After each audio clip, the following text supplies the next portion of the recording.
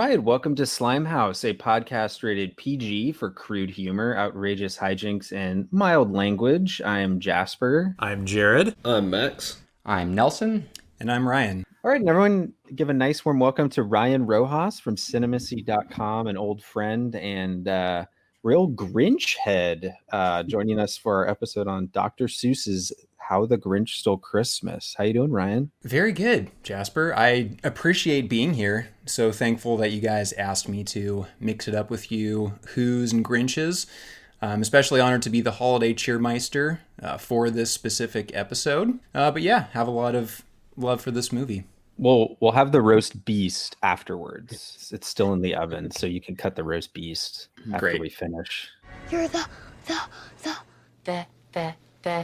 Grinch.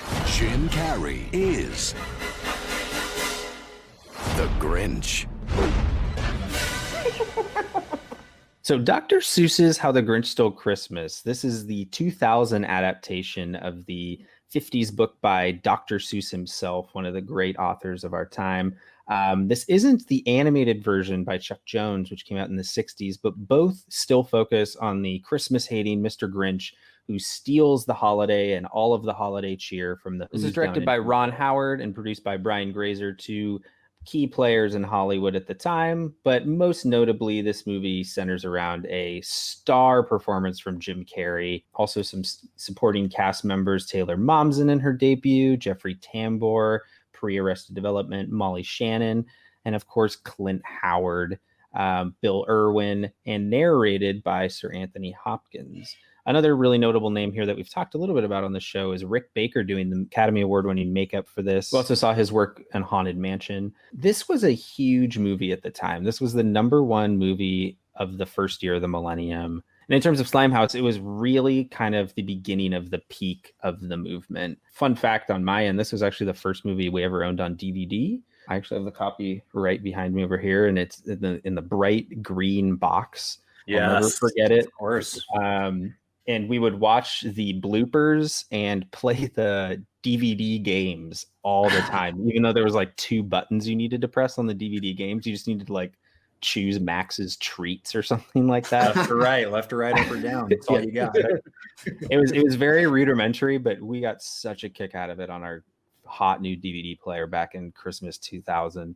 But what about you guys? What did you guys love this movie as kids or? Yeah, definitely. I remember seeing this in theaters, and I remember there being a year-long wait from when this came out in November 2000 to when it came out in DVD on November 2001.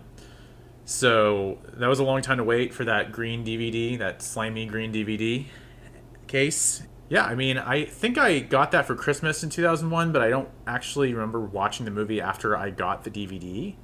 But I yeah, exactly. Sounds about right. It was like the first time I got a DVD, but never watched it, and that's unfortunately become more of a trend. But yeah, we can all relate to that. And that it's because it's a very, I couldn't articulate this when I was 8 years old, but it's a very exhausting movie in terms of style. It really, it's very full throttle, and revisiting it for the purposes of this episode, I honestly wasn't expecting it to be as slimy as it actually is. I was expecting it to be like something that's like slime adjacent, but no, this is to me the real deal. And it was actually, I think it's one of the more stylistically interesting movies that we will talk about. Yeah. So I do remember seeing this in theaters like most of us.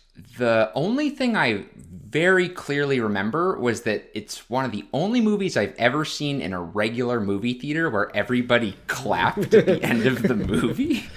And I still don't quite know how that came about, but yes, everybody clapped.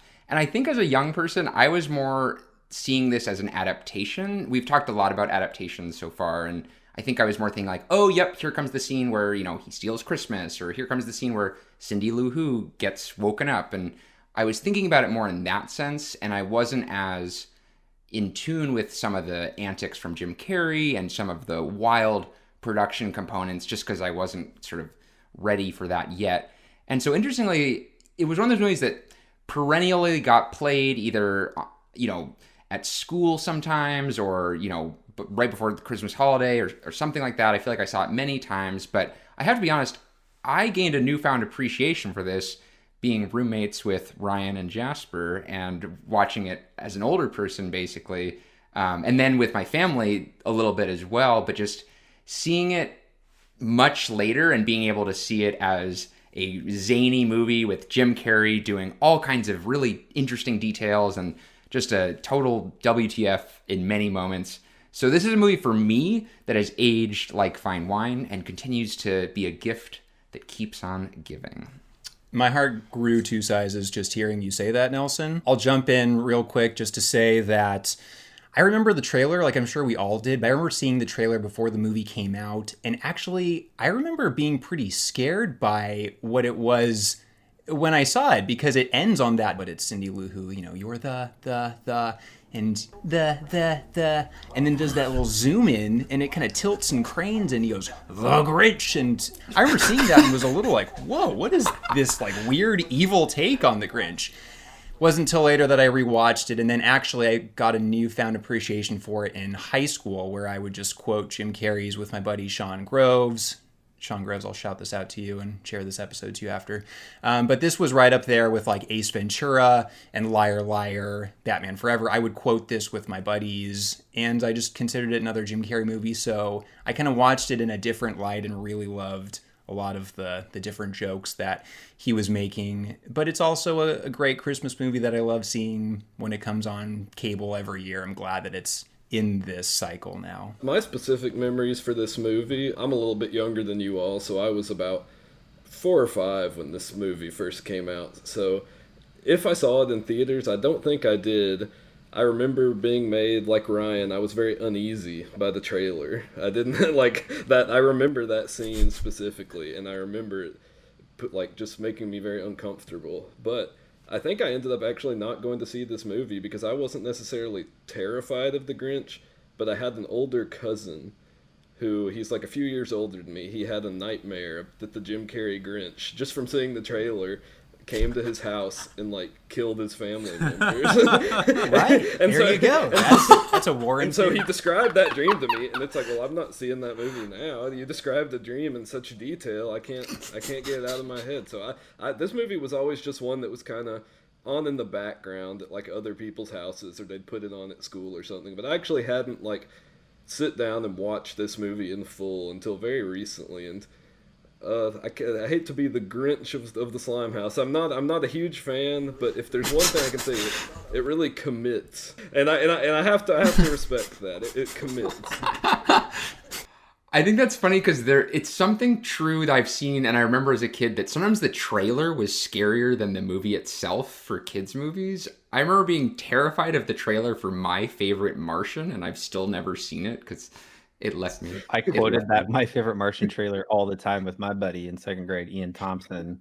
That was a well-worn trailer. I had to like cover my eyes during it, but yeah. So something, and it probably isn't a scary movie, but something about the foreboding marketing. Interesting that both you had that. Yeah, I was just very scared of the Grinch, especially after hearing that dream. Now I like the Grinch, but I'm very scared of those Who's. That's something that's. Oh, it's funny you bring that up, both Ryan and Max, about it being really scary. Is because when I watched it for this episode, revisiting it, it actually reminded me of the structure of kind of a horror movie, and specifically a lot of the spooky slime stuff we just watched. Whoville kind of subbing out for a lot of the small towns that we've seen, and then the lore of this monster and out in the hill and in the mountains in the forest, who one of the kids kind of thinks, hey, I think that monster's misunderstood, or kind of unintentionally brings into town.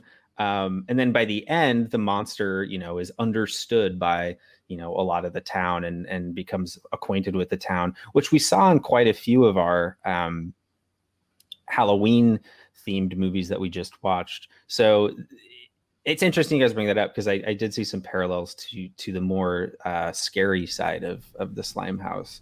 Well, to be clear, I'm not still scared of this movie. This was the trailer when I was a child, and that's what scared me. But of course, even the intro of this movie, right? It's kind of your classic, like, kids up in the forest, and they're climbing the mountain, they're trying to find the Grinch, and that's just a great opening to the movie. It kind of plays on that horror, but I think everything else seems to be pretty family fun. Yeah, the Legends thing is key, and also the kind of poking the bull, if you will. It actually didn't remind me of any Slimehouse we've already watched, but it reminded me of Shrek on this rewatch. And the intro to Shrek is this green recluse who is then sort of forced to come out of his shell as a solo guy and go on an adventure. Also involved a four-legged pet, but and it also had Smash Mouth in the soundtrack. That was a detail I had never noticed until now, but we will get into that a little later, I think. Yeah. Early 2000s, hell of a drug. Well, let's talk about its sort of context as a Slimehouse movie and where it fits in that timeline, so to speak. Yeah, to me, this is, prime slime era. About 3 or 4 years before this movie, I think, is when we saw Slimehouse really be hitting the mainstream in a big way. And then I think right around the Grinch, and then in the year or two following is where we just saw Slimehouse crest as in its popularity. This being a huge contributor to that. It might be the biggest Slimehouse movie of all time, and this is really kind of the first major instance we see of just like big budget slime. This is a big movie, big sets, big stars, big people behind the camera. And it in a lot of ways, it looks just like a blockbuster, and a blockbuster of yesteryear for sure. But, it feels very, very massive. In our first episode on Flubber, we talked about big budget slime and whether or not that really diminishes the slime factor of a film. And I entertained that in that episode, but as I was watching this, I was thinking, it's not how much they spent on it, but it's how they, I feel like the money that went into this movie contributes to how slimy it is, because it just feels so animated and alive and cartoony, and it's because of the production value. So I'm curious if anyone else has that kind of feeling towards it. Yeah, I mean, I think we've talked a lot about how Slimehouse, the way we've kind of looked at it, is as live-action cartoons, and I think this, more than anything else we've looked at, really goes all in on the live-action cartoon aspect, in that the sets are, for the most part, completely practical, as are the costumes and the makeup. And I think having all that stuff be actual live action and not CGI or green screen makes it seem even more live action cartoon. And then adding on to that, it has a lot of very cartoon humor. There's a lot of sped up scenes, a lot of just really zany Dutch angles, weird lighting. It just goes really all in on the cartoon aesthetic. Very expressionistic. You know what? I'm going to be a little Grinchy here, and I think that's why you have me on the show, is to offer some hot takes and thoughts. And that's why I'm here, gents.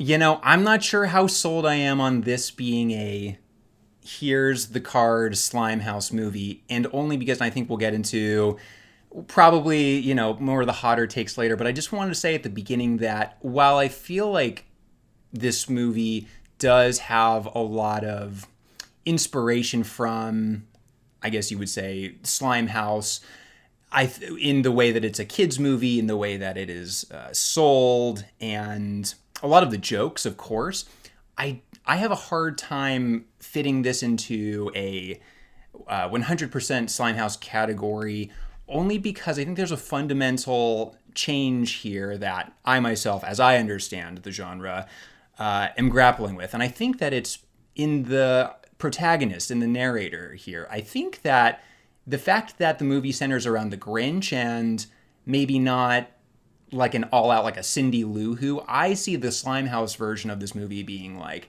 through the eyes of a child who has to maybe save Christmas. And of course, that's not what the original story is about.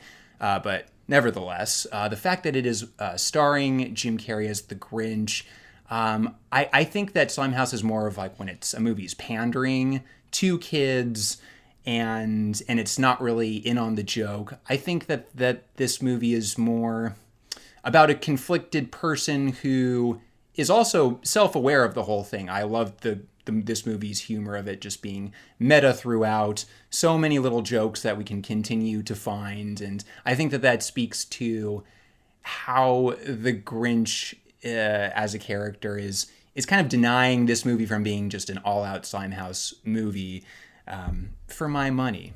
I think what you're saying, Ryan, is very, very interesting, and I hear it out, but I will counter it with something. I think that narratively, this is a really interesting movie because it's almost two sides of a story. You have the one half that is seen through the eyes of Cindy Lou Who, learning about the Grinch, Right. teaching us about why Christmas in Whoville and America is a little overblown. Hot take. And then you have the Grinch, who's also learning about kind of the meaning of Christmas and learning about the Who's. So you're seeing, you are getting that child's perspective in that movie that I actually think you're very right. You need that child's perspective. But I think what's really interesting about this particular adaptation of the Grinch is that I kind of pinpoint this as the or one of the first movies to really take that kind of Jim Carrey, Adam Sandler, that real comedic, almost adult tone, and bring it into a kids movie and allow that kind of mean spirit to really thrive and be alive. And I think that that's what made this movie really, really like oddly revolutionary, because if you look at a lot of the other adaptations that came after this, Scooby-Doo, the Garfield movies, infamously The Cat in the Hat, they all adapted that same kind of mean spirit to their protagonist. And I think that in that way, I totally hear what you're saying, but I do think this is kind of the transition into kind of a new era of Slimehouse comedy, especially. I'm kind of in between you both because I found a lot of the components of this movie are singular and they're just, I wouldn't even call Slimehouse, they're just Grinch. And so, like Max said, it goes all in on this really crazy style that has never been replicated. This is one of the last movies to really build a set of that scale, and the lighting is so weird because it's all indoors, but it's trying to be snow, and so it creates this kind of murky whatever. And there are other components of it that have no overlap with any other Slimehouse. You don't see any other Slimehouse with this droopy cinematography, as maybe we'll talk about later. That feels like just the Grinch. That being said, I wrote down so many Slimehouse recurring moments in this movie. I had to pause and keep writing and keep up because there was so much that felt familiar to what we've talked about in Slimehouse. And I do agree, more than I remembered, Cindy Lou Who is kind of a foil, or not a foil. Cindy Lou Who is kind of on equal footing with the Grinch, where they get to kind of go against each other more than I remembered. I did remember mostly the Jim Carrey parts because that's sort of the iconic part, but you know, she gets to kind of lead her own way and teach the adults a lesson, which is something we often refer to as key to the Slimehouse wheelhouse. So I'm sort of in between. I think I can make a case for not being Slimehouse and parts of it being its own thing. I can also see how it fits in a lot of the themes and tropes. Yeah, one thing I see about this movie, another thing, it's being very key to sort of the Slimehouse genre, is we kind of talked about it with Robin Williams, with Flubber, Eddie Murphy in Haunted Mansion, and Jim Carrey, again, in Series of Unfortunate Events, where a lot of these movies kind of felt like built around these comedy stars of the time for them to really tone up their shtick in a very broad way for kids. And I feel like this is definitely the key example of that, is he's really doing Jim Carrey, maybe the Jim Carreyest Jim Carrey performance, in a way that I think made him go from sort of just being a general like comedy movie star to specifically being a kid favorite, and going on to do a lot more family movies from this point on. Oh yeah, I mean, this time in particular, Ryan has sung the praises of Jim Carrey's Grinch for many years now, but for some reason this time in particular, it just really clicked for me. Like, man, he just goes balls to the wall, literally, on this. I mean, there's the literal scene where he runs into the wall. But yeah, it's crazy. It's just Hurricane Carrie just coming through Whoville and destroying everything in his sight. Yeah, like as I said, I don't think I like this movie as much as you all, but I do think Jim Carrey is incredible, and I think it's a great performance, especially considering the mounds of makeup he's buried underneath that I read would take like hours and hours every day. And the rumor is they had to hire a CIA torture expert to train him to like withstand having to sit there for this long getting all this makeup put on. That's how miserable he was. Yeah, I had uncovered the same trivia. Apparently he was so miserable and was just so mad and just terrible on set that after the first day, he said he wasn't going to do the movie because the makeup was torture. Brian Grazer, producer on the film, came up with the idea to hire a CIA sort of torture expert to help him meditate through the hours of makeup. And then I guess just the whole shoot was just terrible. There was just this like yak hair from the costume that would just itch. The yellow contacts were just, terrible to wear. And yet you don't see any of that in the movie. You see him delivering some of the most full-bodied, committed comedy that really gets so swept under the rug or doesn't seem like it stands out because it's so perfectly in the world of Who that you kind of just, you expect this sort of perfect encapsulation. And I haven't seen the latest Grinch with Benedict Cumbersnatch, and not my Grinch. I'm going to stand by that. I'm not even going to go there. This is my Grinch, and he's doing more in this costume than even an animated film, the Illumination one I'll call out specifically, could even try to do. So props. Totally. I was actually incredibly surprised at how mild the animated version is. It feels like there's like no energy in that one at all. And I don't mean to talk about quality. It is pretty slimy, so to speak, if we want to go down that route at some point with the animated Grinch. But yeah, nothing compares to Carrie. Yeah. They're very apples and oranges. I think there's more of a kind of madness to the version we're talking about, but I think the current version, the new one that came out 2 years ago, also has its own sort of eclecticisms to it. I think the soundtrack is really cool in that film, but yeah, I don't think they're meant to be compared. Yeah, I want to say this is one of the few times I've watched it alone, and I have to say I enjoyed it because I heard even more Jim Carrey jokes than I even knew existed. I feel like the guy's just rat-tat-tat mile a minute to the point where I can't even imagine the screenplay for this because I feel like it had to have been really bare bones compared to him just zingers and one-liners, and that's just the verbal part of it that's really clever and kind of timeless. He's not making jokes about like iPhones or WWW or whatever would be topical. I feel like that's low-hanging fruit. He's going for something that is going to last a lot longer, combined with the physicality. This is our second movie we've watched that's an Oscar-winning makeup team combined with Jim Carrey, and there's something very magic about that. I think a particular highlight is when he's trying to scare Cindy Lou Who, and she's sort of undeterred, and he's like ripping off his shirt and just going all over, and you can imagine just them just like letting Jim Carrey do whatever he wants, and he rises to the occasion and delivers it like nobody else. I did want to talk about how Ron Howard's thumbprints are on this movie, especially as someone who, in my opinion, hasn't made any other movies I would consider Slimehouse that I know of. Apollo But 13, dude. the dilemma. But I think he actually contributes to some of the stuff in this movie that I think is slimy, especially in the way that Whoville is designed. It has this kind of like utopic, almost kind of nostalgic feel to it. I think Howard's involvement from his acting career in 70s stuff such as American Graffiti and Happy Days, I feel like that kind of energy is present here. That, in those two, in both of those properties, there's sort of a romanticized 1950s America, and I feel like that's actually reprojected here into what we see in these families here in Whoville who love Christmas and just love, they're very, very shiny, happy people.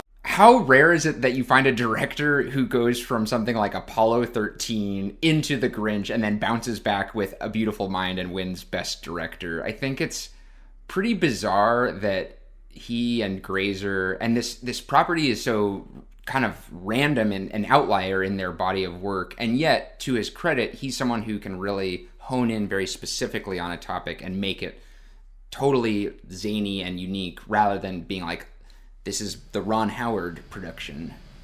Yeah, I feel like it's kind of interesting. I think this is really the only Ron Howard movie that I can think of that really has a style at all. Like, you'd think this movie would come from some sort of like a Tim Burton or someone of that sort, just based on how stylish it is. But because most of his movies are very much focused on the storytelling and the acting, and this one is really going all in on the style. And interestingly, on what was Jared was saying about how kind of the way he depicted Whoville. Actually, I did a lot of reading about the production of this movie because I was just interested in sort of how it was made.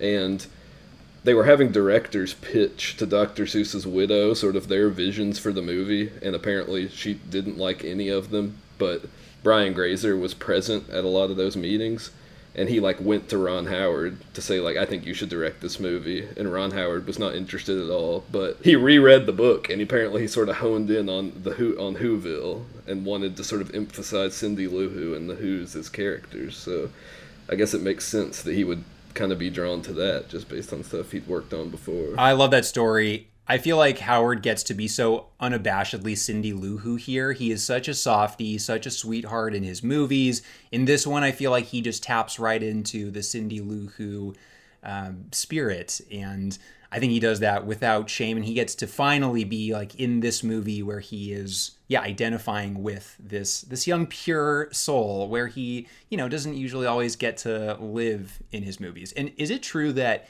Tim Burton actually did pitch, or he was attached to this movie and had a much darker Grinch version, as one would expect? Yeah, I did read that. I feel like he's been attached to literally every movie we've ever covered. Yeah, that's true. What hasn't he? But yeah, apparently he was.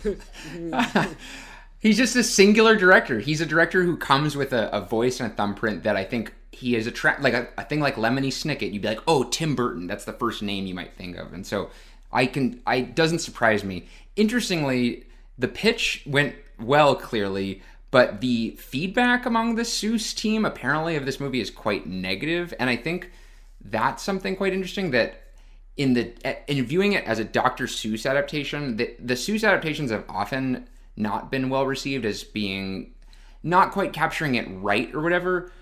Thankfully, I think as this time has gone on, people have been able to appreciate this movie not as just like adaptation copy paste of Dr. Seuss, but kind of as its own thing, because I think it's a better movie if you divorce it from Dr. Seuss's book and just appreciate it as like the movie The Grinch, not, adaptation. Speaking to Dr. Seuss, this might be a little bit of a non sequitur, but I think it's tangentially related. I recently watched the only feature he's ever written directly for the screen.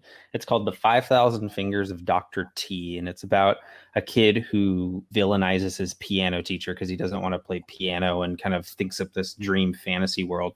But as I was watching it, it came out in 1953, but there was so many kind of Slimehouse ideas in their infancy in this movie. There's breaking of the fourth wall. There's, kids outsmarting the adults. There's a single mom who doesn't, who's just trying to get her kid to, enjoy something. And so I was like, wow, Dr. Seuss might very well be a forebearer of the Slimehouse torch. Yeah, Cat in the Hat. Obviously, Cat in the Hat's a slimy movie, but I'd say even just the book narratively, very Slimehouse. The kids left alone, making a mess. The authority figure trying to stop it. It's like all the very bare bones that we've talked about, kind of there, and especially Cat in the Hat.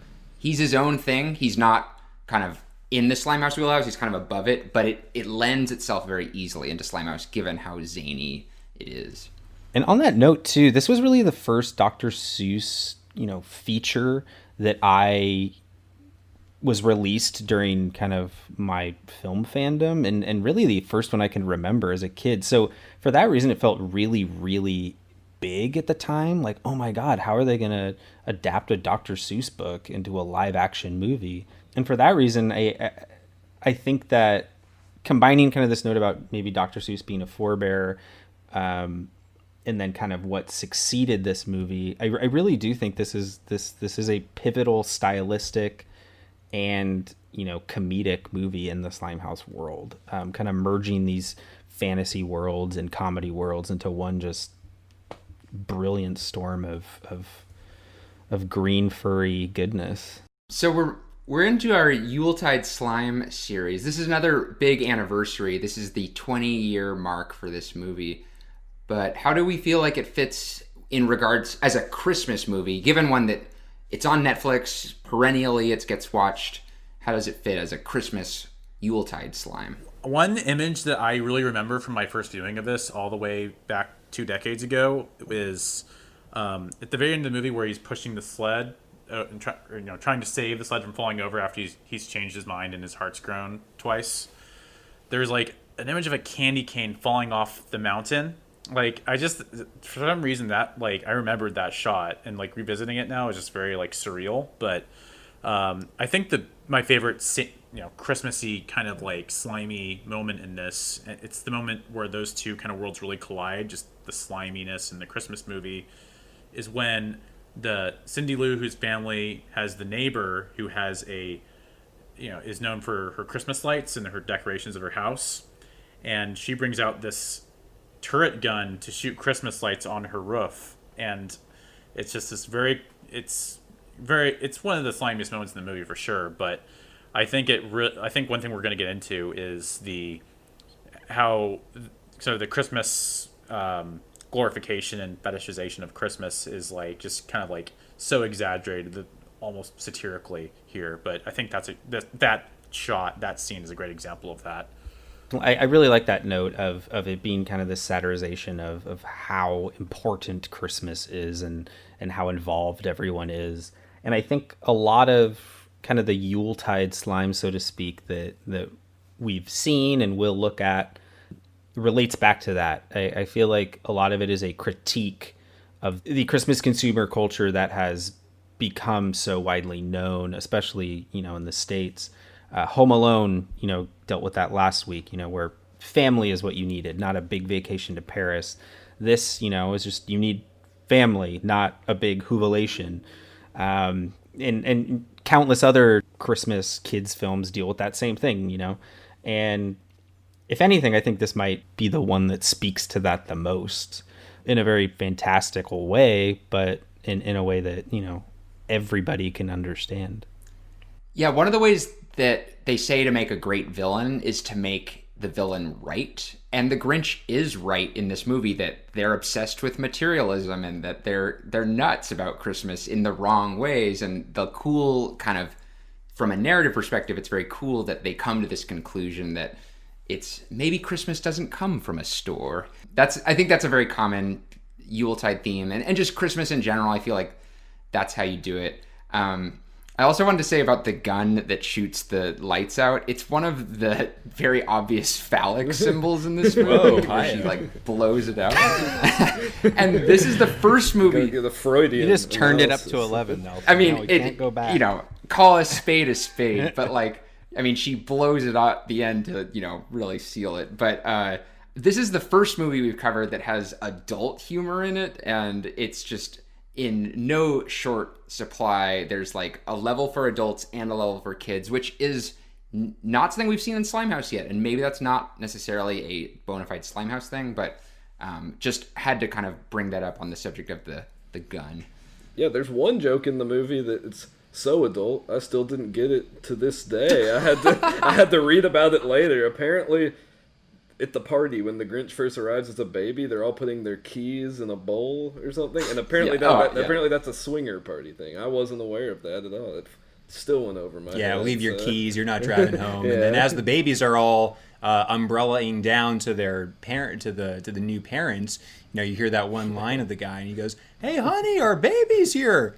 He looks like your boss." I put that down in my notes. I feel like that's a very key example of that kind of humor in this movie. I think with like Yuletide slime, we like we talk a lot. I think there's like we're still trying to figure out like the tropes the same way we were doing with like pumpkin spice slime, where it's like these specific this subgenre of slime has these very specific tropes, and I think we're still kind of deriving that for the Christmas movies. But one thing I wanted to talk about as far as like the Christmassy aspect of the film is that we were talking earlier about how there's sort of the connection between the adult main character, and the child main character is kind of like integral to the sliminess of the movie. But you also get the backstory in this adaptation of the Grinch himself, and you see scenes of him when he was a kid.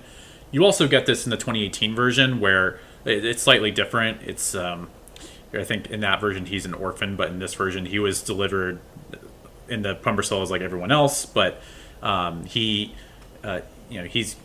we see a lot of bully tropes in these slime movies that show up in these scenes in the 2000 version where he has a crush on a classmate and he builds her like an ornament made out of forks that I actually think is pretty nifty.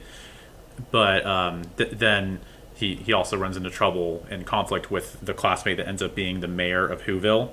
So I think it was that adds to the slime element of this movie to me when you have a adult main character, but you get some good like information about their backstory when they were young, and those scenes in themselves are lend to the Slimehouse aspect. Yeah, Ron Howard didn't have to make this like an origin story in a way, but you kind of have to do that so that you do sympathize with the Grinch. And when he shrivels up in his little Barcalounger lazy boy thing and he's all sad and he's by himself, like you do feel that sadness of like, oh wow, like that story did make you feel sympathetic. So yeah, only helped the movie.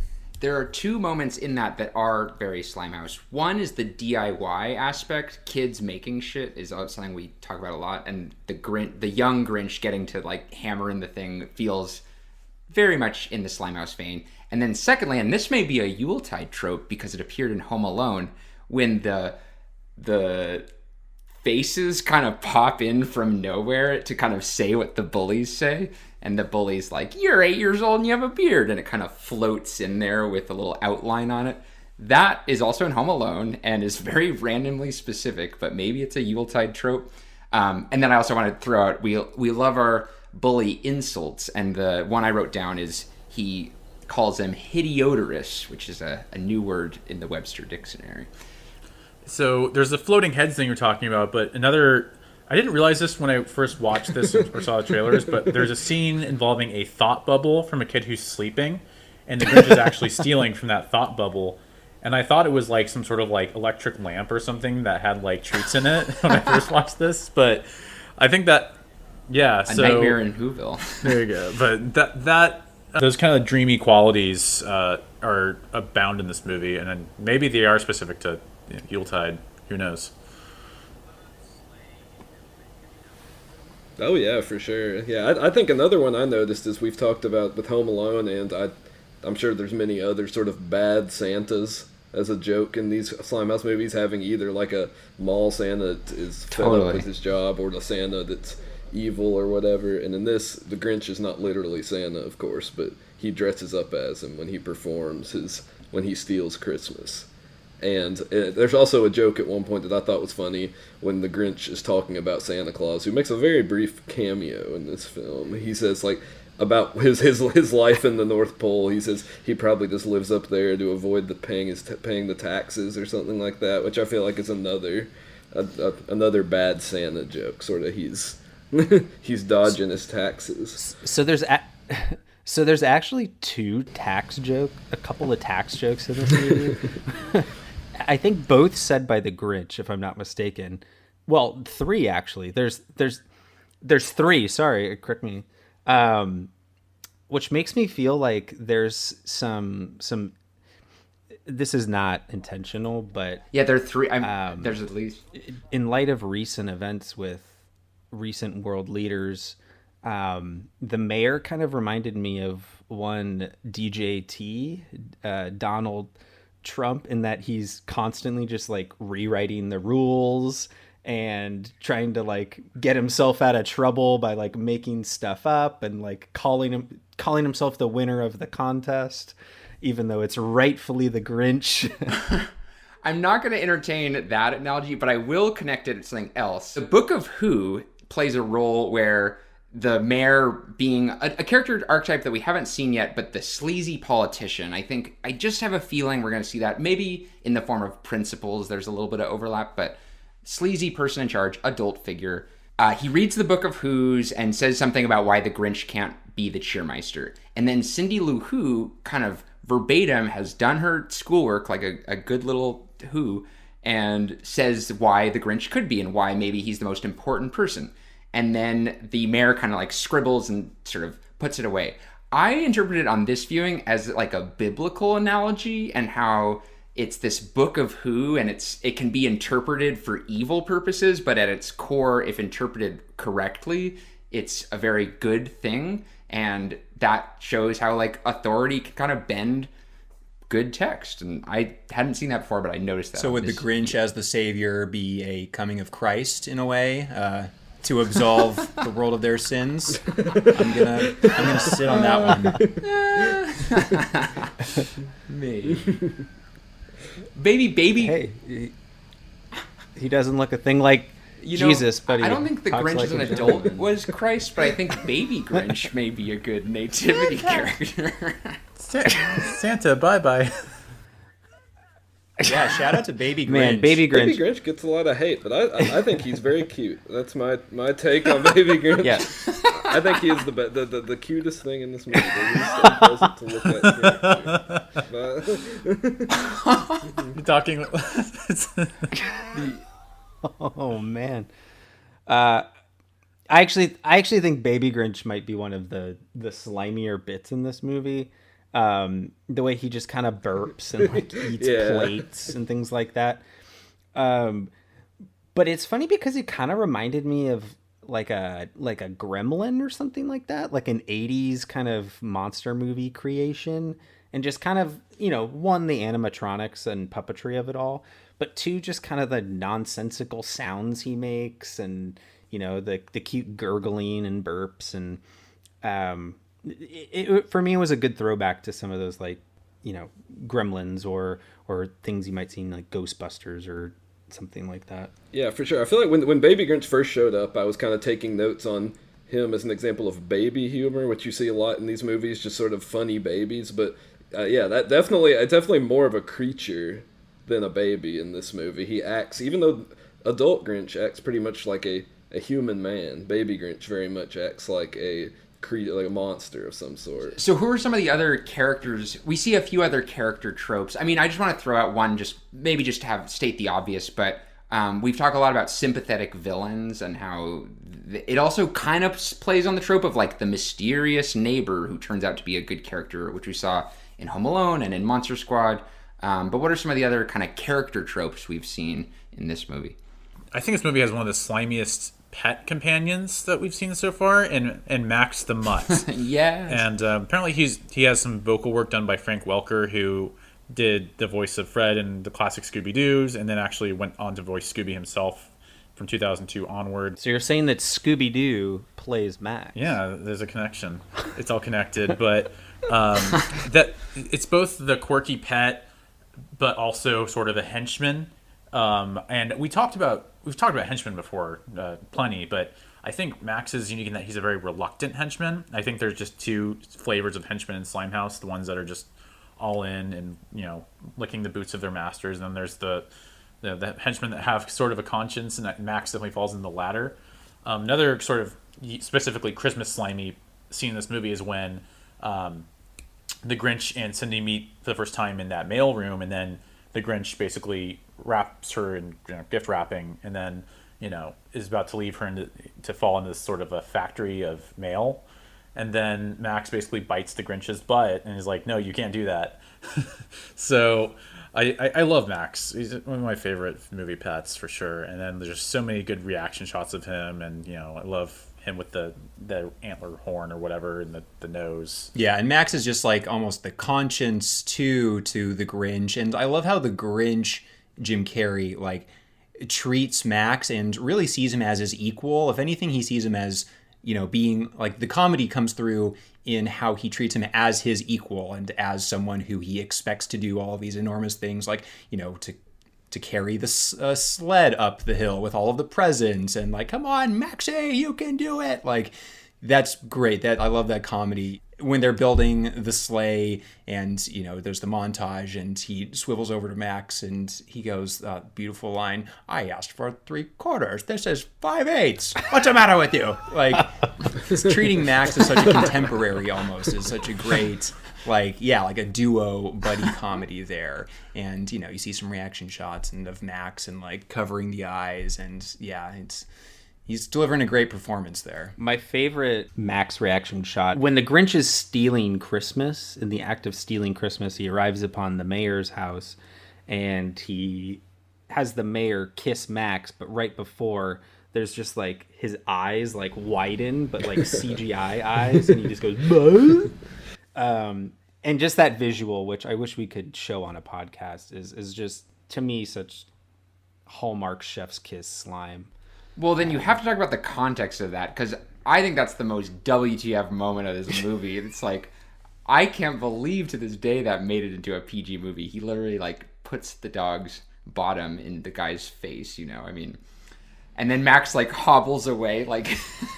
Yeah, when he scrapes is like a... Go figure. I mean, There's phallic Gatling guns. There's kissing butts, Nelson. You gotta buckle up for this ride. I know. I do remember watching this with my younger sister a couple of years ago. She was well enough and sure being like, they're allowed to say this in a PG movie? And I was like, yeah, go figure, you know, but...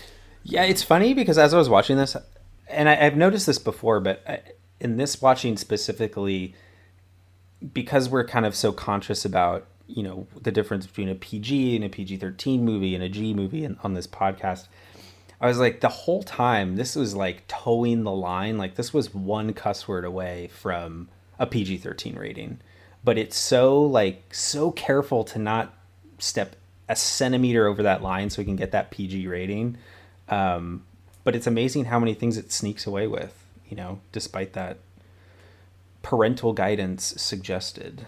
I do want to talk about the last sort of character trope that I think is really interesting is the oblivious parents. And I want to talk about one specific moment where Cindy Lou Who says to her dad, I may do something drastic. And he says, that's fine, dear. Go ask your mother, you know. And he's just sort of in his own world. The parents are not paying attention to Cindy Lou Who. And it's really Cindy Lou Who at the end of the movie is right and teaches the family a lesson. So that dynamic of the kid who knows something the adults don't know, or maybe is just a little bit more connected to what Christmas really is, that to me feels like the heart of Slimehouse at its beating core. Shout out to Bill Irwin and Molly Shannon who are delivering great stuff here. I mean, yeah, they're the parents who aren't giving their kid all the attention, but it's so not in like a mean-spirited way. They're just caught up, you know, they're kind of innocent and caught up in the spirit of Christmas, and it's hilarious what they're doing. They're just, Bill Irwin is given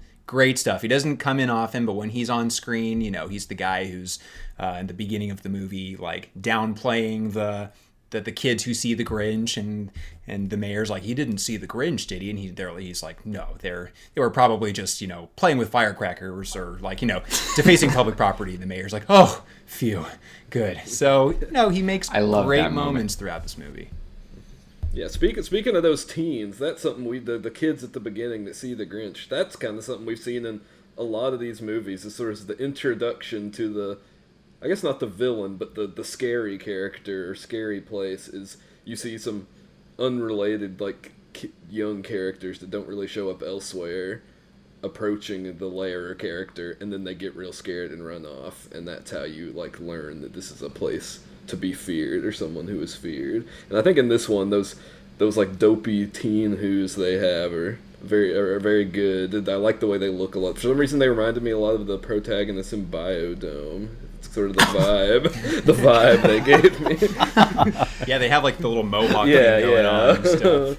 The only thing that really distinguishes them as teens is they're wearing like a Chuck Jordan equivalent Who shoe, which I thought was funny. And I realized another trope that goes right with that is at some point they tumble down the snow and they get covered in icy snow, which we're going to see in a lot of Christmas Yuletide slime, where just icy, covered in snow. That to me felt like a new trope we haven't seen yet. And with that, another snow-related trope when Max gets thrown out and he like creates a cartoon silhouette of himself landing in the snow. Felt like some good use of the snow in the slime. Yeah, that moment for me felt the most cartoon to me. You know, you see that kind of imprint in the ground in so many like Wile E. Coyote shorts. And it's fitting Chuck Jones, you know, did the original Grinch as well. But yeah, that moment is so cartoony and felt like such a good depiction of this kind of, you know, live action cartoon aesthetic we've talked about a lot. But speaking about Crumpet, let's dive into the Grinch's lair, because that is a truly remarkable place.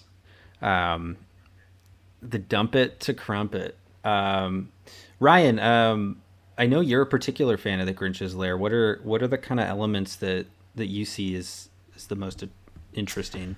I love a whole lot about it. I love the intro, just from like a filmmaking level. He's coming back from Whoville after, you know, doing some mischievous stuff. And that shot where he like raises his hands and the lights come up over the whole layer, to me is just like a great shot of the movie.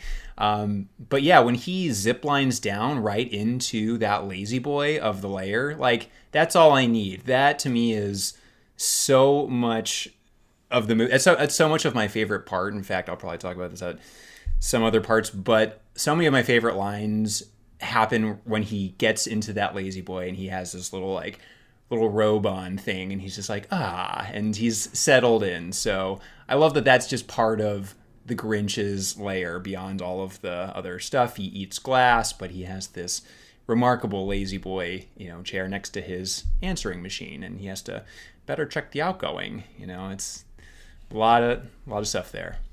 Yeah, there's a lot of fun kind of Slimehouse moments in that, with like contraptions and just very like gizmos and gadgets, which is really fun. And I want to say a little bit of steampunk slime in there with these like DIY things, like the answering machine that looks very otherworldly, which fits very well for the snowflake world we live in this movie. But the gadgetry, really, to me, now that we've kind of looked at that a lot in these Slimehouse movies, really fit the bill of kind of that Slimehouse sense of design. While they don't feel as DIY as some of the things we might have seen in previous movies, they kind of reminded me of you know, the next level of something Professor Brainerd and Flubber might invent or something like that. But there's still kind of these contraptions that are made out of recognizable materials, and so to me that just feels adjacent to this DIY technology that we've talked about a lot. Yeah, one thing I really noticed about his lair is the entrance to his lair. How he gets there is he goes through like a very complex slide, a chute, which I feel like is something we've seen in a few movies. Is not necessarily slides, but rides or overly complex ways to get to lairs. We saw it in Casper. I think the Addams Family has some chutes, which we haven't talked about yet, but definitely a Slimehouse movie. Teenage Mutant Ninja Turtles entered a lair through a slide in some of the adaptations, and yeah, that just is something that feels very slimy to me, is an overly complex, fun entrance to a lair. And the movie even kind of calls reference to it, because at one point the Grinch is like, surely there's an easier way to do this, when they've been going through the slide for like a really long time. And talking about the lair is a good segue into the next thing, because there's a lot of gross foods and junk foods that the Grinch eats. Oh, yeah. Mentioning the glass, but I love his reveal in this movie where he's like eating an onion raw whole, because I accidentally did that myself once at my grandparents' farm, and that didn't age well. I actually still will like not eat onions at restaurants because of it. It's weird. It's just like a little ripple effect in life, but. There's also like the used banana peel he eats, and there's just so much gross stuff in that layer. But I think this movie, it's looking at the culinary aspect of Slimehouse and how junk food is always around, I think that shows up quite a bit here. And the scene where Grinch is picked as the cheermeister, you know, they're literally stuffing his face with all these sweets and all this, you know, this good stuff, and he can't take it. And then I mentioned the candy cane shot. That's just, you know, really, to me, it's like personally iconic, even though it's not. But then, yeah, it's just I love the use of junk food in this. And then, are there some certain like food moments in this that spoke to y'all? The pudding for sure when they're during the jubilation when he can't even take anymore and he's like no no no and then they like open his mouth and he's like ah and then they stuff some more pudding inside of him is my favorite. Yeah, we haven't seen anyone be Grinch all over stuffed again. with food yet, but Yeah, that might be a spoon-fed. new like germ of an idea. I know Matilda has that in it, but like where someone gets stuffed with food. But I love he has a little like bib on and like the stuff is just like dripping out of him because it's ooey gooey slimy. Yeah, something I think is kind of shows you this movie's slime inclinations is the song itself, the iconic "You're a Mean One, Mr. Grinch" song. It compares the Grinch to all these gross foods, like a banana with a greasy black peel and an onion and all this stuff. And the way they chose to literalize it in this is just make him eat all the gross things that he's compared to in song. And I think that's just a funny way to show how much of a part the junk food and the gross food plays in this, that they sort of took like this germ of gross food in the Chuck Jones special and made it just, let's make him eat all this disgusting food. And I think his on that note to the Grinch's attraction to just garbage and one of the bags says toxic waste on it, I think is a funny slimy bit. One man's garbage is another man's potpourri. I think it's some kind of soup. Is to me very slimy. And then the last little food item we haven't talked about, it's not a little food item, it's the big one. It's the roast beast. And I love the way the roast beast looks in this. It looks kind of like it's foreign looking and like almost sci-fi looking, but like still it has some looks, weird bones sticking out of it. They're like, what kind of animal appealing. was that Good. at some point? It was some sort of wild beast. Yeah. I definitely thought roast beast was a real thing because I remember my school librarian read it with such conviction. She was like, and even he carved the roast beast. And it sounded like a real food to me at that point. That's funny. The dramatic reading of the Grinch. Well, it I is feel the like last. Is it the last line of the book? I think it is the last Okay. line, yeah. I feel like Because Universal Studios does like a Grinch event. I feel like they have to have served roast beast at one of these. I wonder how they use to represent it. Yeah. at Grinch Yeah, at Grinchmas. at Grinchmas dinner. It was Ron Howard himself who cut the roast beast. Now that we're on the kind of in the Whovilation spirit, there's one very small bit that we've noticed in a couple movies that is very near and dear to my heart is the conga line. That is maybe a 3-second shot, but we've seen it in 3 or 4 movies now. And man, conga lines, if you don't have a conga line, did you even have a Slimehouse movie? They're so, and I think we've talked about this too. So it's something that I've only seen like once or twice actually in real life, like a natural conga line. But for some reason in these movies, people seem to think they're the biggest blast of them all. Is just dancing to It's in the swingers scene too, right? Like when they show the shot of them Yeah. outside, they're like doing the conga line through the window. So there's something right about that. It's like hokey, but it's also like, oh, they're having a fun time. How do we show that? yeah, With a it's conga really line. silly. But I was very excited to see the conga line appear in this. Yeah, I have to shout out to you, Jesper, because I had a newfound love of that 3 seconds because of your notice of that. But, Yeah, and so, sort of while we're on the subject of dancing, I think this is one of the big thing we got to talk about for this movie that we haven't necessarily really been able to talk about in that many of the others. This is a very early 2000s slime yes. soundtrack Yes. for this movie. which is pretty amazing considering the movie is kind of a timeless thing in every other capacity. It's not really making jokes of the era, and yet the soundtrack. And the big showpiece to this movie is "Where Are You, Christmas," which has a very, very interesting backstory. It was, it's the movie is scored by James Horner, and he helped write this song. And I feel like it's really taken on a life of its own, sort of outside of the film. I don't really even think of it anymore as like, oh, it's the song from The Grinch.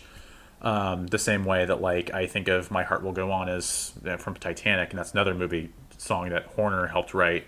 And actually, they sound melodically very similar to me. There's like this very flickering melody to them. But getting back to the point, Mariah Carey wasn't allowed to perform this song because of some sort of contractual issues with her ex-husband. And she was the is that original right? writer of the song. Yeah, I think he was like her Yeah. he was like her manager and her ex-husband. He also like managed Michael Jackson for a while, Tommy Mottola, I think. But yeah, they had like a very messy legal and marriage falling out, and I think that a lot of stuff got like screwed up in contract. She really got like fucked over a lot, and I guess this is a key example. Man, of that. she could have had the two biggest Christmas songs on the block. All I Want for Christmas Is You and Where I Are You know. Christmas?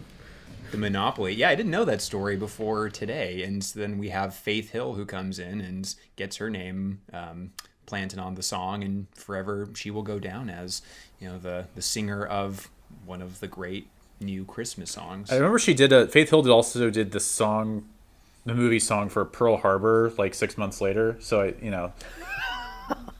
Sounds like we got a big. No, Are you a low-key Faith Hill fan, Jared? yeah, She had a moment. What's on your iPod okay, these days? my mom is all right. I bought some Christmas, bought some albums for Christmas. All right, Fair enough. But I do kind of miss like the movie song. I think like every movie used to have a song Yeah. with it, and I think like the one that killed it was the Nickelback one or Chad Kroger for Spider-Man. Oh, I I love it love too. that song. And it's a great karaoke song. Yeah. Well, and then Spider-Man 2 had Dashboard Confessional. Oh, Vindicated. Oh, That's okay, a- yeah, that's a you're great right. You're song, right. yeah. Right. I think Spider-Man was the end of it. Well, hell, they used to have a CD. They used to have a full freaking CD, and that's what's crazy. Is I was doing something else, but I left the movie credits rolling when we were done, which I realized I'd never done. Because if you keep playing past Where Are You Christmas, you get two very Slimehouse, very Grinch specific songs from Ben Folds and the Bare Naked Ladies. So it's it pays those who stay for the credits. Well, and there's one song that I don't believe plays in this movie at all, but is on the soundtrack. That's one of the slimiest songs ever recorded, perhaps, titled Grinch 2000, which is a collaboration between Busta Rhymes and Jim Carrey in character as the Grinch. So Busta Rhymes is like rapping, like, let me introduce you to this guy that stole Christmas, and then the Grinch like comes in rapping and is like telling the story. Christmas You have just to hear came it. early. Oh, That God. is wow. yeah. Grinch 2000 by Busta Rhymes and Jim Carrey is And what a name! extremely slimy. Anything with Grinch 2000, 2000. just chef's kiss. Yeah, for sure. That's great. But not to look over the actual component of this song is also performed in the movie by Cindy Lou Who, Taylor Momsen. And so maybe that's also something that's missing, where like original song is written and performed by a character in the movie. And you know, it's done very lovely by the little Taylor Momsen, who I think went on to become some like punk rock singer. But yeah, she delivers it in a very earnest, heartfelt way. And I think that version's great. I think that when Faith Hill, you know, divas it up, that version's great too. I love the beginning of the score when you just kind of glide into Whoville through the snowflake. That's one of my favorite parts of the movie, is when we feel that score. That's when I like get the heartstrings going. I'm like, I'm in for some silly stuff, but that's just a good Christmas moment. But yeah, it's kind of a lot of good iterations of that throughout. The score itself, really quick. Horner definitely, you know, has that very orchestral, beautiful tone to it. But then in a lot of the scenes where the Grinch is actually in Whoville, the score takes kind of an Elfman-esque quality to it. That boom, boom, boom, boom, boom, boom, boom, boom. You know, that kind of walking along, doing some mischievous deeds. And I know early on, I think Jared and Max both kind of pinned, you know, that Danny Elfman sound is very emblematic of Slimehouse. But to see other composers kind of paying homage to that sound, I think really does cement, you know, Elfman as a very important voice in defining the aesthetic of Slime. There's a scene where the Grinch catches Max dancing to Christmas music, and the exact song is called "Christmas Is Going to the Dogs" by a band called Eels, and it's also a very slimy tune. I just love the whole "Now That's What I Call Music" kind of like soundtrack that this movie has, and I think NSYNC has a song on the soundtrack that isn't performed in the movie, if I'm not mistaken. Oh, interesting.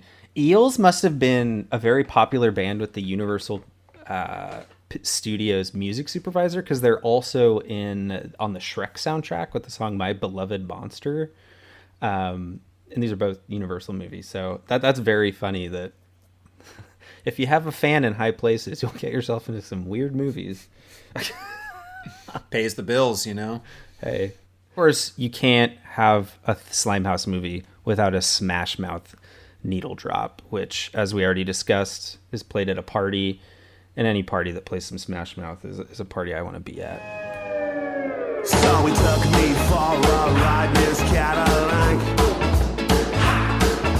stolen from a kleptomaniac at a horse racetrack. I said, sir, it's Christmas Eve, I should be home in bed.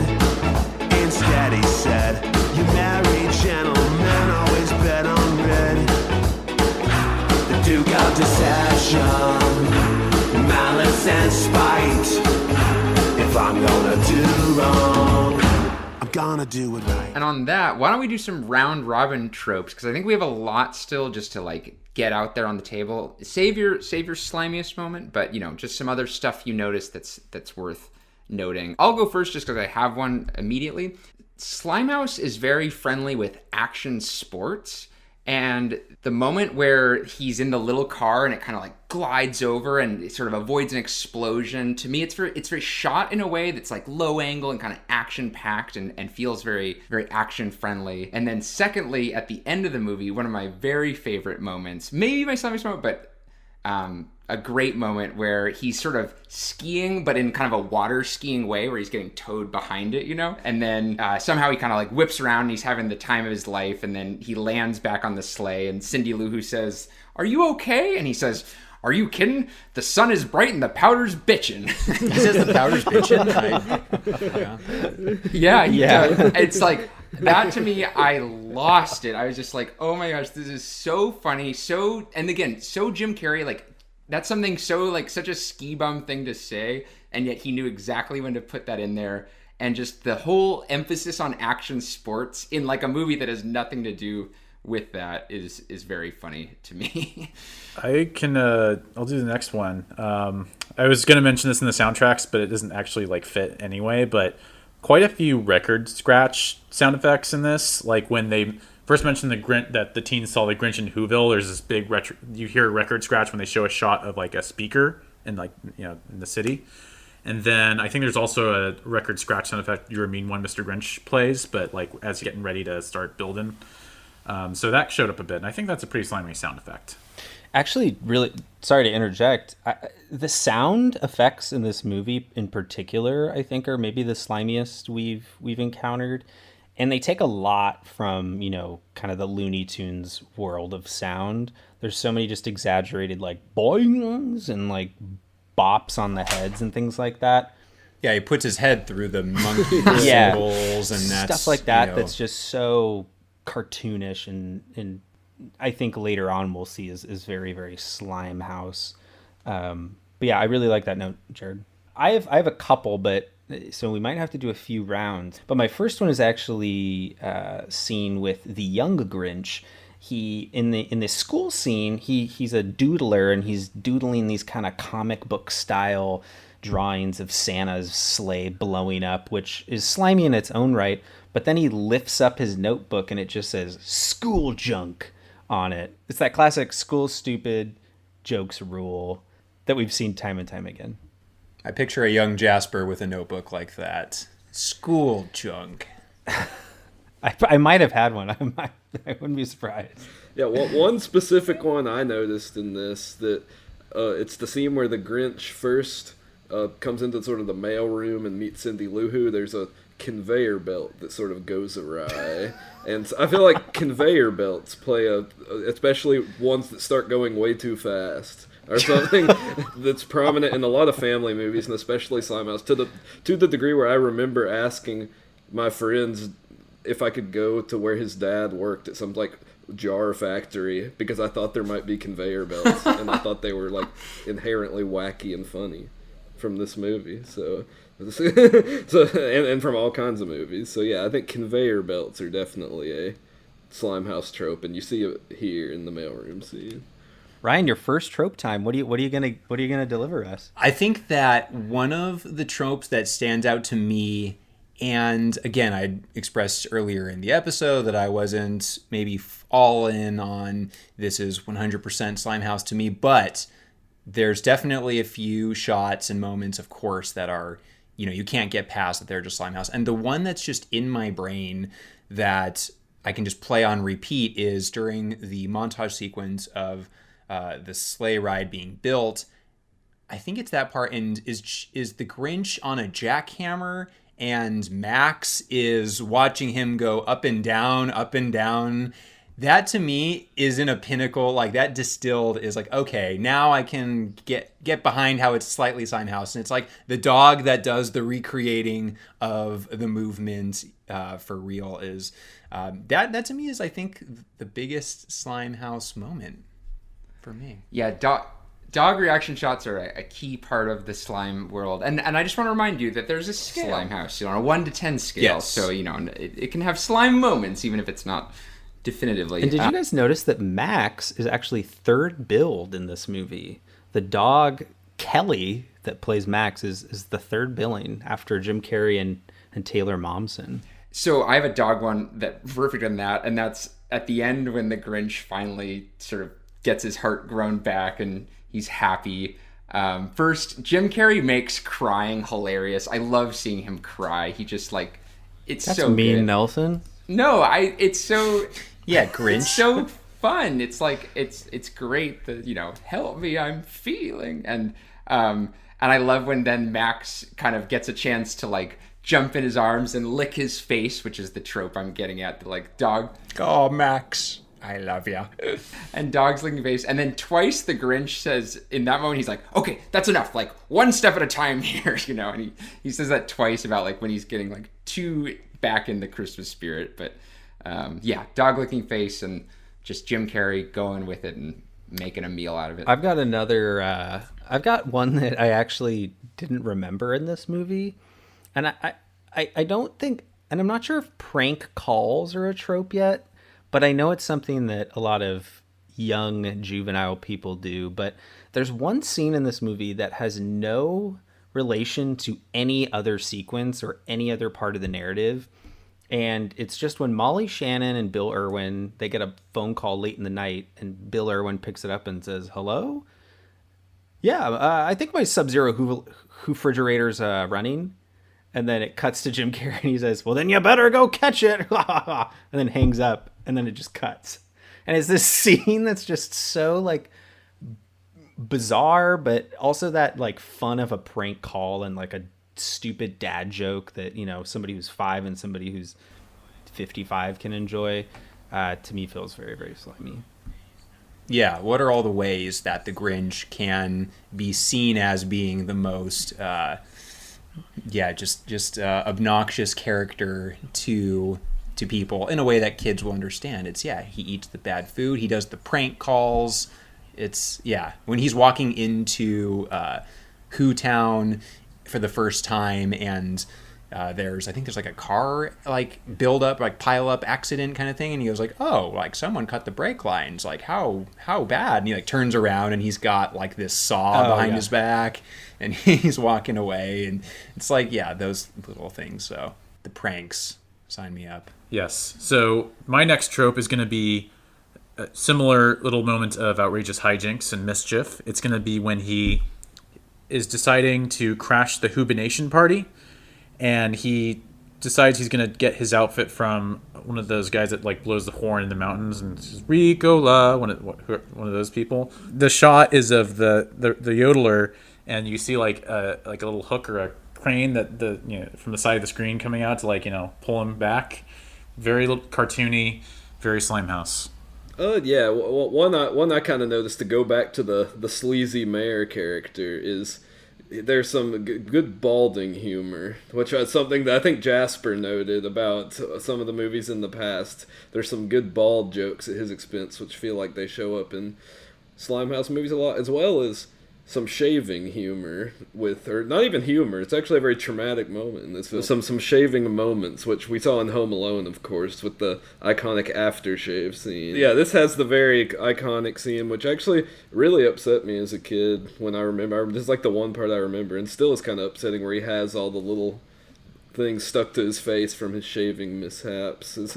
So yeah, just some balding humor and some shaving humor in this, which I think you see in this in Slimehouse a lot, and we'll probably see some more. But the best part is when he shaves the mayor's head, and it's kind of like a little bit of a payoff, or paying it forward from what happened when they were kids. But then he's like, "Someone's looking fabulous," and I just love Carrie's delivery of that.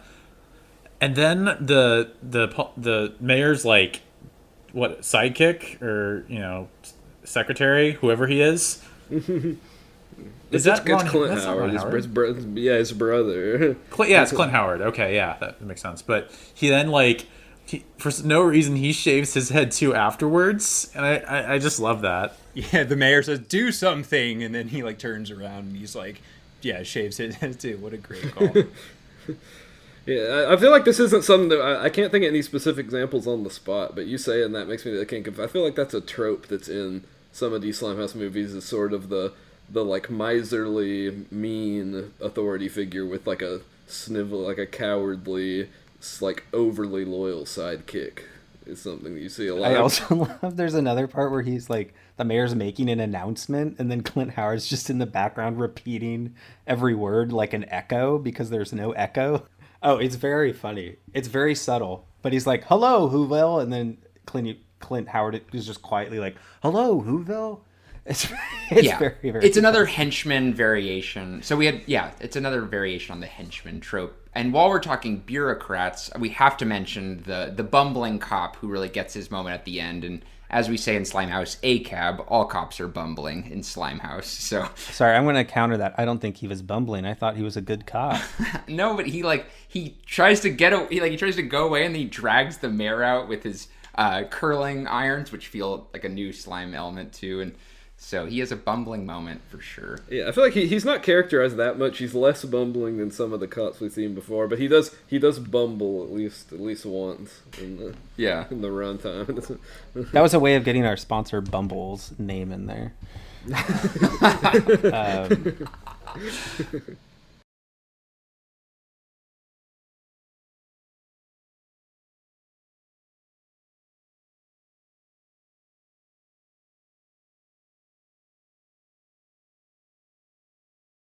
When this came out, there was a ton of kind of outside marketing and branding surrounding this. It was a big merchandising opportunity for Universal and all that. But the biggest thing for me was the theme park tie-in. Actually, fun, personal story. The first time I ever went to Universal Studios Hollywood was the same week that they opened up the set for the public. So it was such an eye-opening moment for myself to be like, whoa, this is the set that's in the Grinch. This is so cool. It's like a real place. But since then, the Grinch has kind of had a life of its own at Universal and done Universal Grinchmas. I've never personally been to, but I'm wondering, Max, have you ever been to the Florida Universal Grinchmas? I walked through the Grinchmas area, but I didn't stop to savor the sights of it. It was packed. People go crazy for Grinchmas, I think, which interestingly, I think I went in 2018, which is when the new Grinch movie, I think, came out, but there was no sort of marketing for that. It was all out Carrie Grinch. They had, the mayor, you could meet the Jeffrey Tambor mayor character in makeup, and and the Grinch was very much a guy doing Jim Carrey Grinch in the makeup and stuff. So yeah, they're still fully, as far as I know, maybe it won't be happening this year, I assume, but as recent as last year, they were still going all in for Jim Carrey Grinch, despite the fact that Illumination actually has a presence in the park. So there's a Secret Life of Pets and a Minions ride, but they're still going for the Carrey Grinch. I think that has to do with just it's a way better character to take a picture with and get a selfie with, and it's a way more fun character for sure. Yeah, well, I know last Christmas it became like a TikTok meme or whatever was the thing, or Vine, or I don't know what was popular at the time whenever this was a thing, but people would bring onions to like the guy playing the Grinch, and he would do like a whole bit over. And I even saw videos where he would like take a bite out of the onion. So he was very committed, this actor playing the Grinch. Wow. A man Commit to the bit. after Carrie's own method. Ironically, as a movie that's anti-commercial, anti-material, yes, it just was Grinch shit everywhere. I remember going to Radio Shack and there was like a remote control car of the Grinch in the thing, and there was all this just like Grinch shit to buy, you know. But I remember the best was that I don't remember what cereal. It had to have been a Kellogg's product. Had a special Grinch deal, 2 for 1. First of all, in your cereal box, you got a spoon that was Grinchy green, but when you licked it, it became red when the part you licked.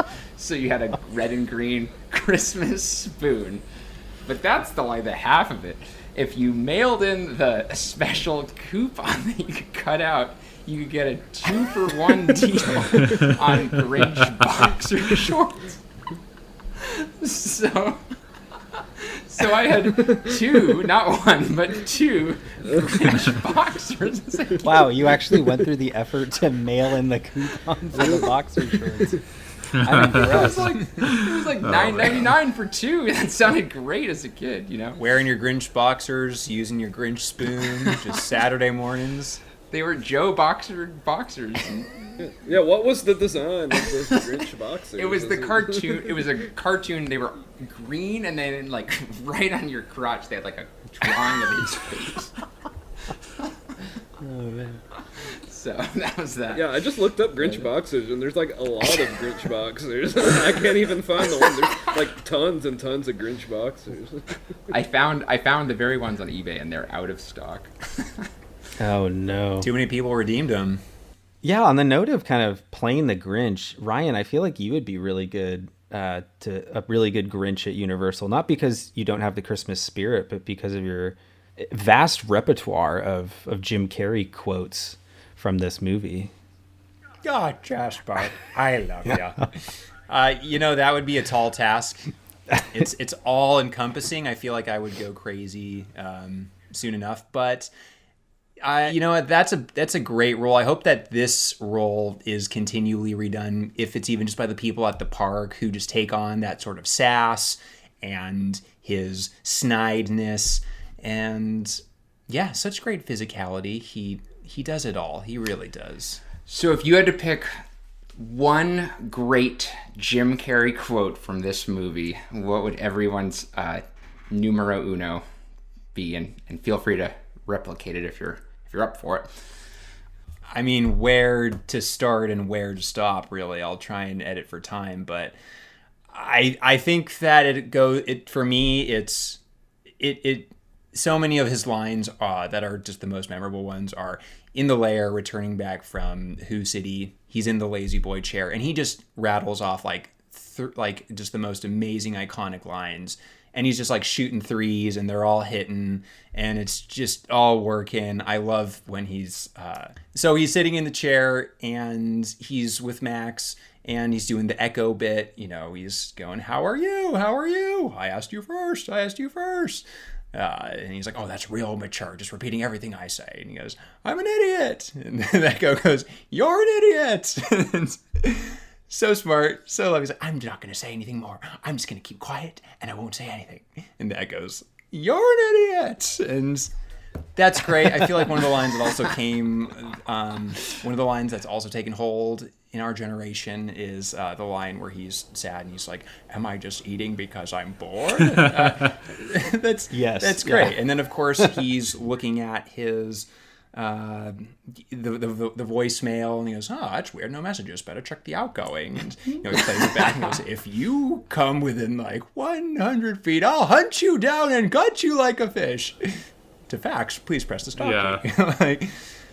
So I could go on, and he's like looking through his appointment book, like 6:30 dinner with myself. I can't cancel that again. So start to finish, that's my stretch, and I'll laugh just as hard every single time when I see it. It's not exactly a quote, but it's it's sort of a bit he does, a little sequence he does. Is the part that I always thought was funny is when he pretends to be the director and he's sort of directing Max on how to be a reindeer, which apparently he was spoofing Ron Howard's directing style when he did that. But I feel like it doesn't necessarily have to be. It's not super specific. I feel like it's kind of a director trope that he's playing, where he's kind of like, here's your motivation, and then he's like, when Max knocks the nose off, he's like goes on about how it represents commercialism and all this stuff, and I like that bit a lot. Brilliant, and he has the Ron Howard hat. I think is what's supposed to give it. That's I love like that meta kind of quality. That's that is for my money, bar none, like the iconic moment. And the line I always say in my filmmaking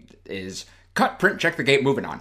And it's just it's just too good. And that's like, because no one, I mean, especially in the digital era, they don't do that anymore, but it's just that to me is my favorite Grinch moment. Brilliant! You reject your own nose because it represents the glitter of commercialism. Why didn't I think of that? Cut, print, check the gate, moving on. But don't worry, I got plenty in the arsenal. The one I discovered for the first time this time, which I dug, is when he starts hearing the jubilation take off. He goes, "Max, fetch me my sedative." And just, I had never heard that line before, so I think that one. I have one that when I was a kid, I remember really, really liking, and also not really understanding. I just kind of liked how the line was delivered, but it's when the Grinch gets the razor from the mayor, and he realizes kind of this whole Christmas thing is a ruse, and he goes on this rant about the consumer Christmas culture, and he says, "Oh, the avarice never ends. I want golf clubs. I want diamonds. I want a pony so I can ride it twice, get bored, and sell it to make glue."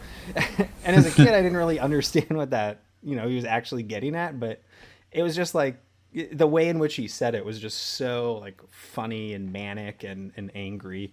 So yeah, I always love that line. Not to mention he's literally like getting on the pony, riding around. I mean, the performance is just as good as the line. If I can add one more line, please indulge me, gentlemen. The other line that I love is when he realizes that he's speaking in rhyme and he has to stop, and that's the like one of the also more self-aware meta moments, and it's the iconic, "I must stop this Christmas from coming, but how? I mean, in what way?" To course correct for the rhyming that he's doing. That to me like is also what this movie is in a nutshell, of just it being so meta self-aware. And now I'm done. Now I'm good. Oh, that felt good. Actually, revisiting this scene in particular actually awoke this very like strange memory of when I first watched it. And it's basically when he's in the mailroom and he starts sorting the mail. But it's like the mail no one wants, so it's basically like jury. I just remember it's the delivery again. It's just jury duty, jury duty, jury duty, eviction notice. But I didn't know what any of these things were when I was 8 years old, right? So it's like I think I learned what jury duty was because of that movie. And here's like the weird like memory I just completely forgot about. I learned what jury duty was like after this movie because like my parents explained it to me, and I think like within a few months like my dad actually had jury duty. So, like, it was just, like, the strangest synchronicity, but, like, I also just loved that scene and the delivery. So, jury duty. We have to acknowledge the fourth wall breaking, and the best one for me is when Cindy Lou Who is unafraid of him, and it's perfectly set up where he just turns and looks at the camera and says, "Kids these days, so desensitized by film and television." I mean, that speaks to the Slimehouse mentality, I think, The kids in, film and television's getting a little raunchier, a little cruder, and the kids are just becoming a little more desensitized. So do you then have a slimiest moment for us on that topic? Myself? Yes.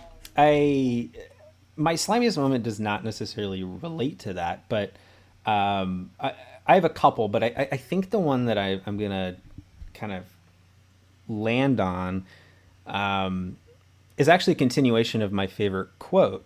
A couple lines down, the Grinch is talking about how Christmas is lame and it's just all these gifts.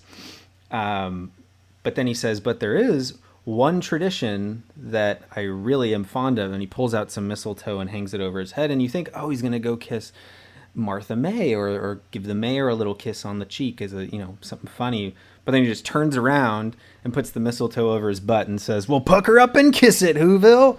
And it's just, to me, just, you know, anything that has to do with just a butt joke is Slime City. So that's my slimiest moment.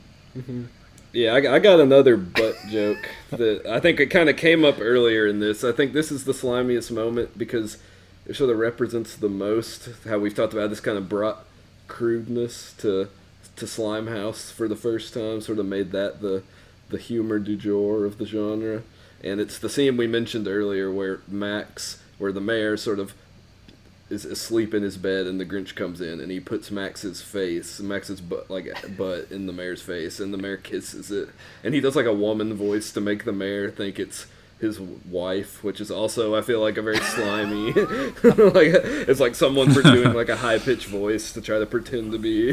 And then, but the thing that takes it over the top, it's already a slimy moment, is Max's eyes with this sort of special effect, like bug out.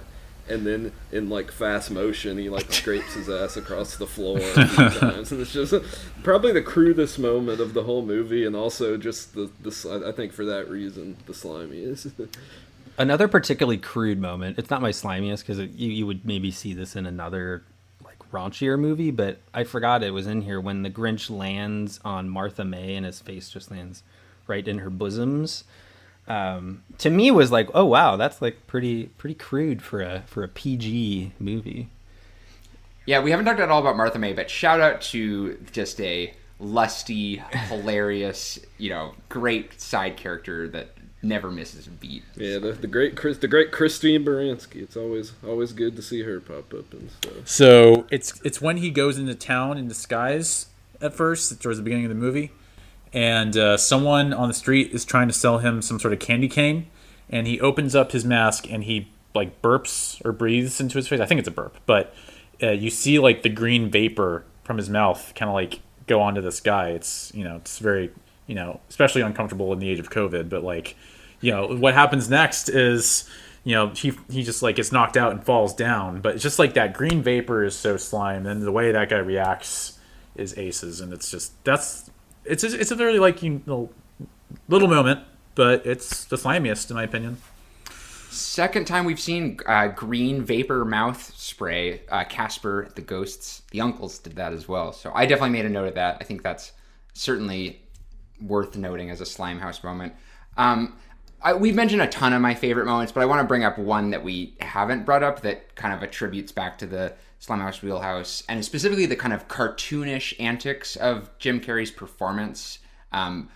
You know, he gets real cartoon moments where like literally like smoke comes out his eyes and ears. That feels like cartoons come to life. But the one that's specifically Slimehouse is he's sewing the Santa costume and his fingers get caught in the sewing machine. He takes a while to realize it, looks at his fingers, and then just like keels back in realization that he has sewn his fingers to a cloth and it would hurt really bad. So yeah, just that moment, I think, along with some of the other ones we talked about, is just a great kind of like Slimehouse. Ryan, your debut slimiest moment. What do you think?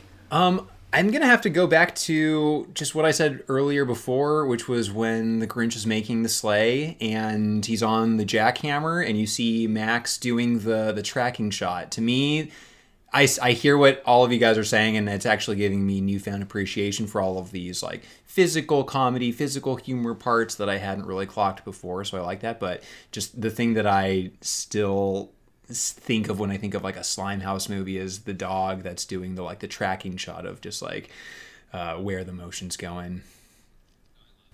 No, I love that. I think that's such a great moment. Yeah.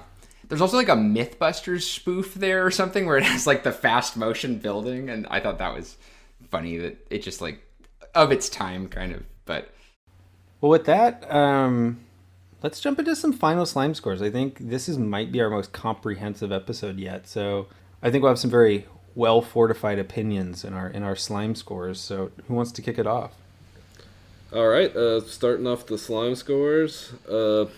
I would say for this, actually maybe my second 10 in a row after Home Alone. I think This is a very slimy movie for sort of redefined Slimehouse in a lot of ways. As we mentioned before, it kind of brought in a lot of the crude humor that we saw associated with a lot of the slime from this era. It's got a very slimy Jim Carrey performance, who's sort of a slime actor in his own right. And I think maybe most importantly, it is the most cartoonish Slimehouse movie we've seen by a pretty long shot, I would say, just with all and there's just so much going on. It's a very frantic, very zany movie. It's almost it's the Moulin Rouge of slime. It's very fast editing, very all over the place, always something new and slimy to see. So I gotta say, just as far as how much slime they're pouring on top of you, this is a perfect 10 on the slime meter for me. For my money, Grinch 2000, it isn't the best Slimehouse movie. It might not even be the most conventionally slimy movie we've talked about so far, but I do think it's the most Slimehouse movie we've discussed so far, if that makes sense. So I think its sheer commitment to excess and madness is what puts it over the top for me, and it really does feel like an apex of Slimehouse's influence on the mainstream movie world, as we've talked about, especially when you consider that it was the biggest domestic hit of 2000. And I can't think of another movie that embodies the idea of live-action cartoons like this one does to this degree, like Max said. So I truly think it's in a league of its own within the Slimehouse canon, and I'm going to go ahead and award this my first ever 10. And I would give this an 11 if I could, because frankly, you could very accurately describe this movie as just being turned up to 11 in every conceivable way. So, I'll give it a 10. I'm kind of torn. I mean, I'm amazed at how much Slimehouse is in here. I wrote down way more notes, and I think the fact that this episode is going long is a testament to just how much is in here. But there's a part of me that feels like it's Grinch singular as well, and the kind of zaniness of Seuss and the crazy cinematography and all that feels like its own thing. I'm so torn because I agree with you. It is the most cartoonish and the most balls to the wall, and the tropes are there like nobody's business. But I'm gonna go with a 9, and it's not as confident of a slime score as I usually want to give, because I'm just torn by so much that's going on, and maybe the franticness of it makes it hard to kind of pinpoint why, but it's something almost beyond Slimehouse. Kind of like how Jake talked about Hocus Pocus as being like more Halloween than Slimehouse. I kind of feel like maybe it's more just like Grinch, Christmas, Seuss than Slimehouse. But you can't deny the level of tropes here. You can't deny the level of cartoonishness and even the adults learning from kids. So it's a very high 9, and I'm going to stick with the 9. Let me follow you, Nelson. Let me follow you because I feel like I don't want to be the person that ends on the downer. I kind of alluded to that earlier, that my head was in a certain place coming into this. First of all, this discussion was particularly enlightening, so thank you, gentlemen, for really showing me a lot of what is good about the Grinch in terms of slime. I think when I entered into this conversation, I was prepared to maybe deny a lot of things that I didn't think exactly were my interpretation of the genre. I still feel that in order for this movie to truly work as how I see the slime genre, that it could have been, or it almost needs more doctoring of like the child perspective. And like we have that with Cindy Lou Who. I just think of a children's Slimehouse movie being like entirely kid-based, and I have much to learn. I definitely defer to you experts here. Don't hate me. My head is more in the 4 category, but as I simmer on this podcast, I'll probably think more. And that's, it's a little high, but I was thinking more like a 2, 3 before I got here. But even the discussions of the merchandise and the tie-ins and then the music and a lot of that stuff has actually bumped it up. So again, I just think that there's a Jim Carrey self-aware meta-ness that breaks through, that doesn't make this movie a complete kids pandering movie. And that, yeah, to your point, Nelson, it kind of wants to be something else and is a little bit more adult just in its DNA, but I will fully concede that there is a lot of good slime stuff here. You're like the commentator from the opposite party who's brought in to like weigh out the conversation. Yeah. No, that's great. It's fun. Yeah, I'm in a very similar boat as Nelson, actually. I'm very torn between kind of the world of a 9 and a world of a perfect 10 here. For the reasons, kind of a lot of what Ryan was describing too. I think this is a real watershed movie for us in kind of the study of the genre, because it is kind of a movie that does stand on its own and challenge a lot of what we've defined as Slimehouse, but yet I think it stands as a movie that when we were all growing up, what we know as Slimehouse, a lot of it came from this movie, even if a lot of the tropes, especially narrative tropes, aren't necessarily wholly present in this movie. But that said, I think that how this movie turns a classic property into something so outrageous, so wacky, almost surrealistic, in its crudeness and its pacing, its whip fast, is so influential. And, you know, you also can't deny just kind of the gross out humor. You know, there's no farting in this movie, but there's some burps, there's gross food, there's all of that in here. And I think I'm going to lean, my gut kind of says 10 on this, so I'm just going to go for a 10. Yeah, to me, kind of in the lineage and chronology of the genre, I do think this is a 10 for me. Well, I'm glad Ryan's here, so I'm not the dissenting vote. Hey, no. Yes, you know who lives on Mount Crumpet all alone, and that's this guy. So yeah, those are some high scores, and I'm glad that I think to wrap it up, I'm glad that this was a fruitful and educational discussion for our guest Ryan Rojas from Cinemacy. We're really stoked you could join us, the Grinch himself. Loved being here. Ryan, where can we find your work online? Yeah, for all of my non-Grinch-based movie analysis and discussions, head over to cinemacy.com.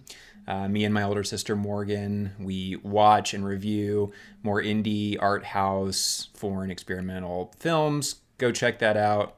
Of course, I love talking about movies in all shapes and sizes, specifically this one, which is so near and dear to my heart, How the Grinch Stole Christmas. Appreciate being on the pod, dudes. This was a great discussion, and great job on all of this. This is truly impressive. As the Grinch would say, fabulous! And with that, we'll see you next week, you guys. Take it easy. This is a Flip Mode Squad Jim Carrey collabo. Now what?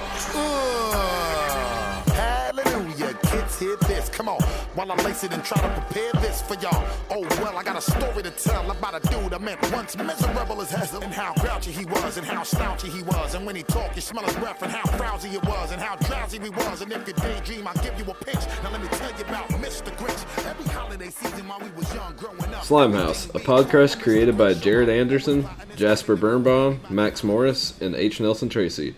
If you like this episode, you can find more fun on slimehousepod.com. Our website is created by Brian Hume of Valencia Creative Company. Our theme music composed by Greta Russell. Support this podcast at anchor.fm/slimehousepod or by following us on social media at slimehousepod on all platforms.